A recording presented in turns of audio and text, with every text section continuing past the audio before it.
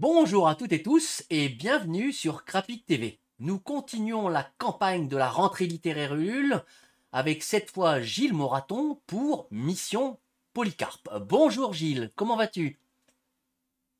Bonjour Patrick, je vais très bien, en pleine forme. D'accord, nous allons pouvoir disserter sur ton œuvre et donc qui est un roman de 120 pages et donc dont le libellé dit un extraterrestre en mission d'observation sur Terre envoie des rapports assez semblables.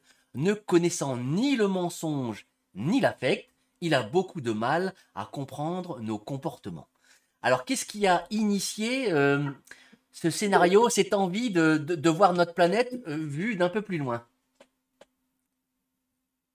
Eh bien, à vrai dire, c'est la relecture, il y a quelques années en arrière, des Lettres persanes de Montesquieu, où c'est un Turc qui est en immersion dans la société française du XVIIIe siècle. Je me suis dit, ce serait pas mal. Qu'est-ce qu'on pourrait imaginer aujourd'hui? Le monde entier a été exploré, découvert, etc. On connaît les autres civilisations aujourd'hui. Je me suis dit, ben, il ne reste que les extraterrestres, quoi. Donc, je suis parti de ça, mais avec l'idée, effectivement, que ce seraient des gens qui ne connaîtraient pas l'affect ni le mensonge et qui communiqueraient avec. Donc, c'est un gars, ce fameux Polycarpe, qui est en mission d'insertion sur Terre, qui a pris apparence humaine, parce qu'en plus, ils sont polymorphes, enfin, voilà, et ils communiquent par télépathie. Donc, l'envoi de ces rapports, le roman est constitué de plusieurs rapports qu'il envoie à ses compagnons. Et cette transmission se fait par télépathie. Voilà, donc en temps réel, en temps immédiat. Donc, évidemment, les premiers rapports sont une découverte totale pour lui et une incompréhension totale aussi. Parce que, comme je l'ai dit au début, il ne connaît pas le mensonge. Or, il se rend compte rapidement que sur Terre, tout le monde ment à tout le monde. Voilà. Donc ça, il ne comprend pas. Mais en fait, la première chose qui l'interpelle vraiment, c'est le rire. Parce que ça, il ne connaît pas non plus. Il voit bien comment ça marche. Il voit bien que les muscles du visage se distendent, qu'il y a un petit tressautement du corps, etc. Mais il ne comprend pas le mécanisme du rire, ni ce qui peut provoquer le rire, ni pourquoi on rit. D'autant plus, dit-il, qu'on a une durée de vie très courte et qu'il n'y a pas de quoi en rire. Bien malgré tout, ils se rient de ça, même de leur propre mort. Voilà, ça c'est le point de départ du roman. Ensuite, eh bien, au fur et à mesure des rapports, il va être amené à prendre contact avec les humains. C'est une civilisation qui a abandonné la reproduction sexuée depuis des millénaires et qui trouve ça absolument dégoûtant de devoir se frotter à une peau, les mettre dessus et liquide pour se reproduire. Ça lui débecte. Mais sa mission étant sa mission, il va quand même se forcer, se contraindre à ça. Parce qu'il veut savoir comment ça marche. Il veut savoir comment ça marche. Il s'intègre. Voilà. Et puis, ce qui n'arrange pas vraiment les choses, c'est qu'il était des gens. Donc, quand il a besoin d'aide, d'accord, pour mener une enquête ou une petite, voilà, pour avancer dans ses travaux, il fait appel à des gens et qui sont là instantanément, qui se déplacent aussi instantanément. Euh, et ça ne va pas beaucoup l'aider parce qu'ils vont encore moins comprendre que lui. Et ils vont faire des conneries jusqu'à déclencher une guerre nucléaire. Voilà, oui. Alors, je ne vais pas en dire beaucoup plus parce que sinon, je vais raconter tout le livre. Oui, non, non, non. Mais ce qui est intéressant, c'est tout le rapport. En fait. Voilà, c'est la première fois, ça je crois qu'on peut le dire parce que c'est important aussi, c'est la première fois dans toutes leurs investigations qu'ils rencontrent une planète où il n'y a pas de décision qui soit prise à l'échelle planétaire. Hmm. Donc là, il dit qu'on a des millénaires de retard par rapport Hmm. à d'autres civilisations qu'ils ont pu croiser, et que forcément, on est encore dans la survivance d'un fonctionnement clanique, Hmm. comme dans les premiers temps de l'humanité. Parce que 192, combien aujourd'hui de nations, ça lui paraît absolument bon. Et de fait, ça l'est un peu. Donc, ça, d'une part, l'organisation sociale, notre fonctionnement, quel que soit le pays, en gros, c'est pyramidal. Là, il ne comprend pas qu'il y ait un seul type qui décide pour tout le monde. Ça, Hmm. il ne comprend pas. Parce qu'il dit en plus qu'on a un cerveau tout petit, enfin, ça sert très mal, que donc on a un seul type qui peut décider pour l'ensemble, ça, il ne comprend pas. Donc, c'est un petit côté aussi assez politique, assez social, on va dire. Euh, bon, voilà. Et justement, est-ce que au cours de ces pérégrinations, il y aura des échanges avec des humains est-ce qu'on, comment dire, il y aura, oui, des échanges où il pourra parler et est-ce qu'il pourra dire que c'est un extraterrestre ou ce sera toujours secrètement gardé? Alors, là, on est presque à la fin du livre. Ah, donc bon. Non, il y a des échanges, bien sûr, il y a des échanges, puisqu'ils mènent des expériences, et on se rend compte, ça, on s'en rend compte petit à petit dans le livre, ils mènent ces expériences avec toujours la même personne. D'accord. Donc ça, petit à petit, donc, ses compagnons commencent à trouver ça un peu louche, un peu bizarre, et lui il dit que ça se mettre à quête pour d'autres, en fait, se retrouver sur Terre, il faut... voilà, donc il a trouvé une terrienne avec qui il a noué une relation, et bon, voilà. Après, on se rend compte petit à petit que c'est le début de pas autant que ça. Bienvenue au Voilà, club. donc ça, ce qui l'amène quand même aussi, petit à petit, à devoir mentir. Ça l'amène, et c'est le moment où les choses commencent vraiment à se compliquer pour lui. Voilà. Moi, je ne vais pas en dire plus parce que sinon, on va dérouler la fin, Oui, oui, tout à etc. fait. C'est un petit roman, donc c'est sous forme de rapport, hein, donc il y en a 15 ou 16, je crois, très court. Bon, chacun 3 ou 4 pages. Et en fait, dans ma tête, ça avait été pensé comme un texte un petit peu pour grands ados, jeunes adultes, quoi. En fait, après discussion avec des amis, après avec la page aussi, c'est avéré que c'est un roman tout public. En fait, Hmm. c'est pas vraiment un roman, vu la forme des rapports, mais ça ramène à une construction romanesque avec voilà, euh, un fil conducteur qui est cette découverte de la Terre par un alien, et avec toutes les péripéties qui sont. Il y a des choses assez drôles, parce que eux ne sont pas obligés de souffrir. Pour eux, la nourriture à la donc, ils sont autant incapables de manger de la purée que des pièces détachées d'un bus, par exemple. Sauf que, comme ils ont pris apparence humaine, des pièces détachées d'un bus, ça les rend malades, ils sont obligés d'aller à l'hôpital. À l'hôpital, on les opère, on trouve des pièces de bus. Là, ils commencent à se dire des choses, on les regarde de manière un peu bizarre. Donc ça, c'est les aides qui font des bêtises. Ouais. Ou dans un restaurant, ils se manger les assiettes, les fleurs qui sont dans le pot, les couverts, etc. Évidemment, tout le monde s'arrête de manger pour les regarder. Et donc d'ailleurs, la couverture de Mission Polycarpe a été faite une fois de plus par Monsieur K, euh, où on voit justement deux extraterrestres à la forme poulpesque en train de disséquer un humain. Euh, comment dire, toi tu avais imaginé une forme humanoïde ou comment c'est? Est-ce ils se transforment d'apparence ou par rapport à ce que c'est vrai qu'il y a des films ou autres où on a déjà vu plusieurs fois les extraterrestres arriver sur Terre.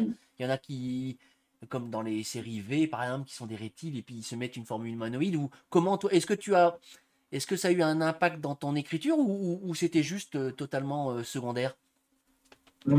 En fait, pour moi, ça n'a aucune importance. Mm. Ce qui comptait, c'est le regard qu'ils portent sur nous. Mm. Le reste, c'est l'anecdote, c'est pour faire rire, etc. Donc oui, ils sont il le dit lui-même, ils sont considérés comme les êtres les plus laids de l'univers, même si ils n'ont pas une grande notion de l'esthétique, mais quand même, l'humaine avec laquelle il a des relations, euh, notre Polycarpe, il dit à ses compagnons qu'elle est considérée comme une des plus belles femmes sur Terre, hein, parce qu'elle fait la couverture de magazines, enfin, etc. Ça peut être que ça. Ouais. Donc, moi, je ne trouve pas leur apparence Mm. première en dehors de ceux qui sont traînés. J'ai donné carte blanche, enfin, M. K, qui est un ami, je lui ai laissé carte blanche. Et effectivement, à un moment, il disait que le cerveau humain, mais c'est le cerveau de l'homme. Ils sont pas allés, sont pas, leur but, en fait, c'est d'interférer le moins possible avec l'avenir possible, Mm. probable, on va dire. Donc, ils savent que si déclenchent une guerre nucléaire, va foutre en l'air complètement leur mission, parce que l'avenir est complètement. Ils font d'autres bêtises comme ça. Ça en est une petite. Et non, ils sont capables de revenir en arrière, quand même. Ouais. Ils sont capables de revenir en arrière. Mais Ah, pas sur tous les points. ouais. Bah, nous, on est capable de belles bêtises aussi, hein, sur Terre, hein, donc. Oui, oui, c'est sûr. C'est sûr.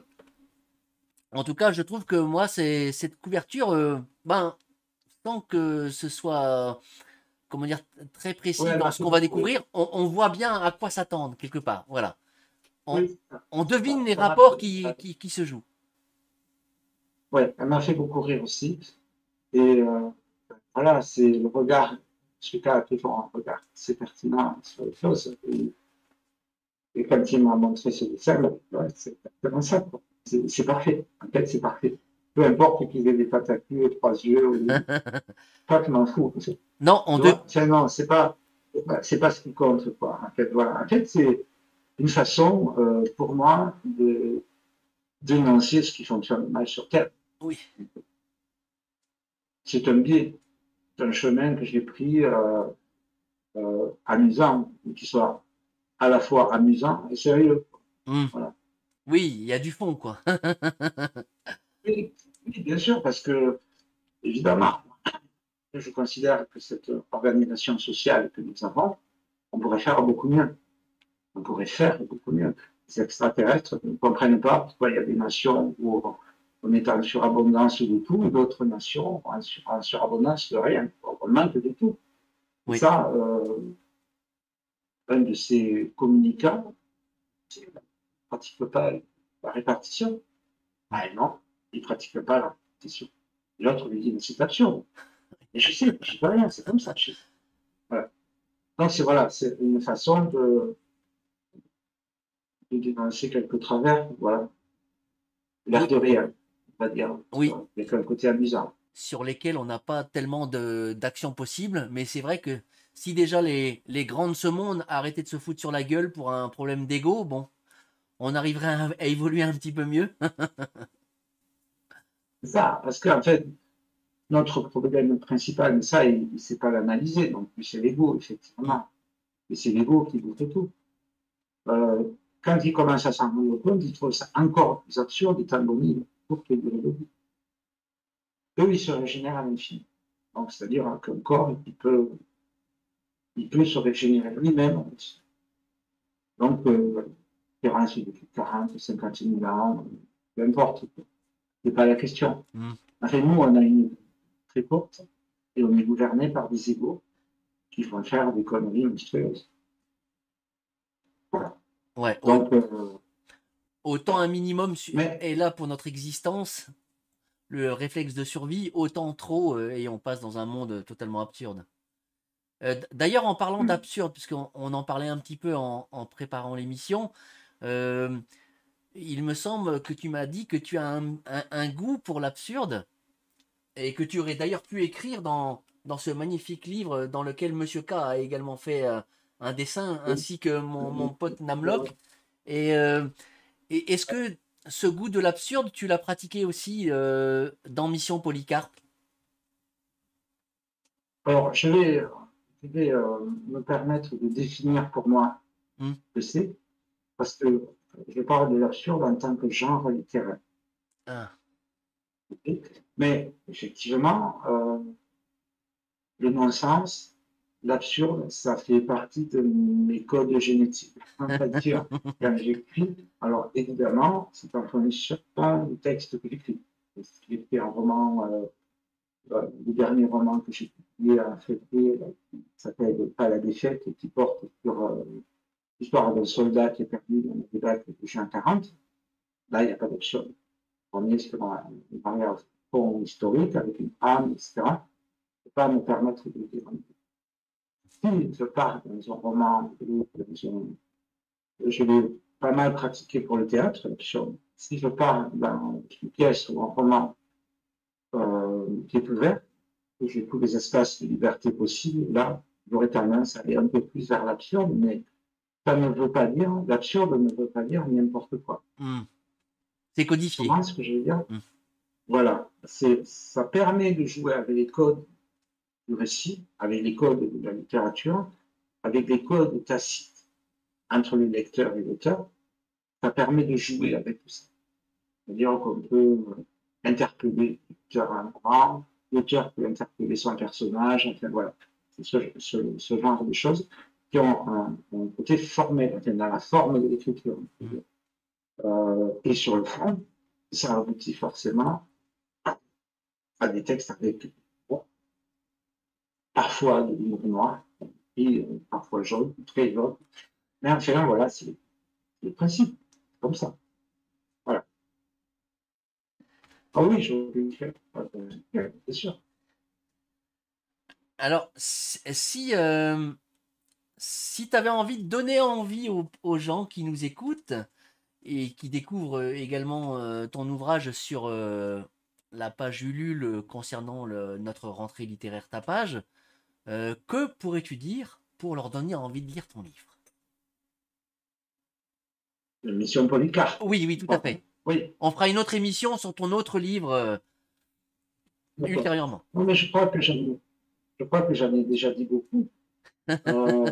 Oui, mais justement, d'une vue un peu synthétique, pour une forme de résumé, comme il nous reste à peu près un peu moins de 3 minutes pour essayer de tenir les 20 minutes. Voilà, ce serait le... pour... pas. D'accord.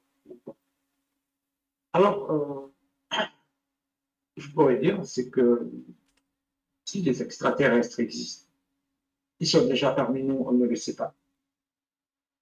Ils renseignent leurs petits camarades qui sont restés chez eux. Et il ne faut pas qu'on s'attende à les voir débarquer avec des machines. Ils ont développé tellement d'intelligence et de façon de se déplacer autre. C'est un peu absurde d'attendre des machines. Ils sont parmi nous. Ils envoient des rapports à leurs compagnons.